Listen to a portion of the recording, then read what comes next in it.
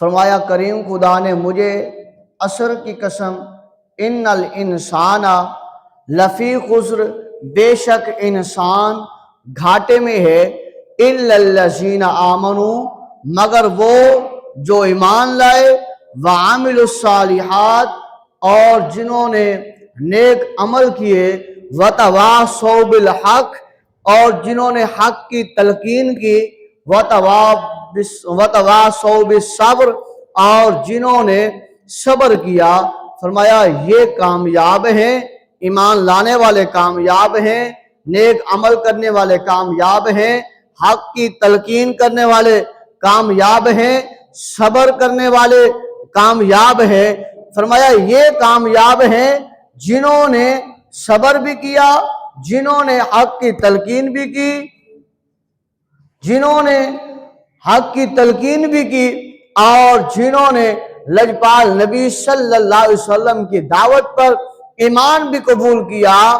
اور پھر نیک صالح عمل کرتے رہے۔ فرمایا یہی کامیاب ہیں، یہی سرخرو ہونے والے ہیں، یہی اللہ کی پاک بارگاہ میں کامیاب لوگوں ہیں کہ دنیا میں بھی انہیں اللہ تبارک و تعالی نے کامیابی سے نوازا، قبر میں بھی کامیابی سے نوازے گا،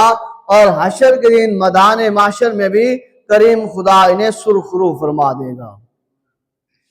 اب اس کی تفسیر بیان کرتے ہوئے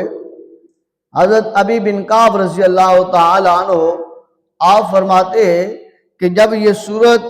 حضور علیہ السلام کے سامنے پڑھی جاتی ہے تو حضور علیہ السلام فرماتے ہیں والعصر، کہ بے شک اللہ قسم اٹھا رہا ہے پچھلے ٹائم کی، یعنی کہ جب جو ہے وہ سورج غروب ہونے کی طرف جا رہا ہوتا ہے،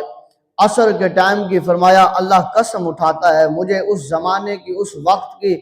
اس کے ٹائم کی قسم ہے۔ فرمایا ان الانسان لفی خسر۔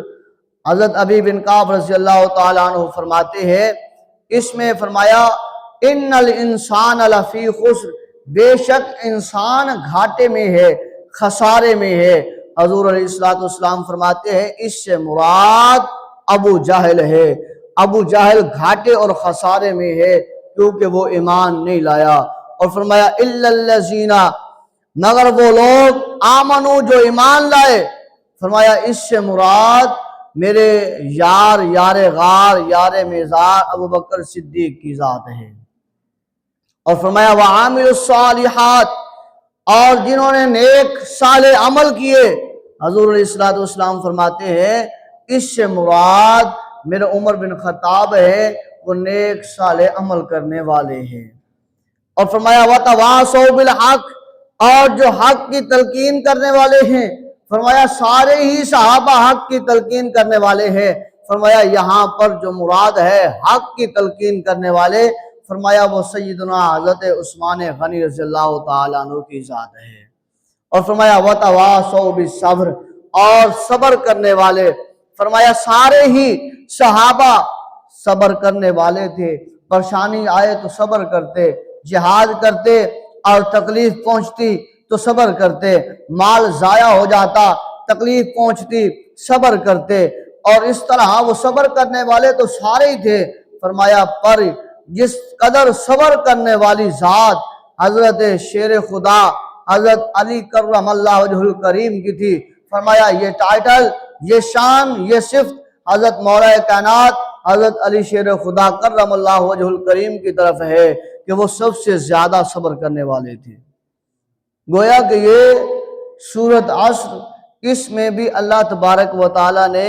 حضور علیہ السلام کے چاروں یاروں کا ذکر فرمایا ہے۔ اور آج کا ہمارا موضوع بھی حضرت سیدنا صدیق اکبر رضی اللہ تعالیٰ عنہ کی شان اور عظمت اور مقام کے حوالے سے ہے، کیونکہ 22 جمادی الثانی حضرت ابوبکر صدیق رضی اللہ تعالیٰ عنہ کا وصال مبارک ہے کہ یہ ان ہستیوں کا ذکر کرنا بھی اس لیے ضروری ہوتا ہے کیونکہ انہوں نے اپنا من، اپنا دھن، اپنی جان، اپنا سب کچھ رسول پاک صلی اللہ علیہ وآلہ وسلم کی ذات پر قربان کیا ہے۔ انہوں نے اپنا سب کچھ حضور کی ذات پر قربان کیا ہے، اور جنہوں نے حضور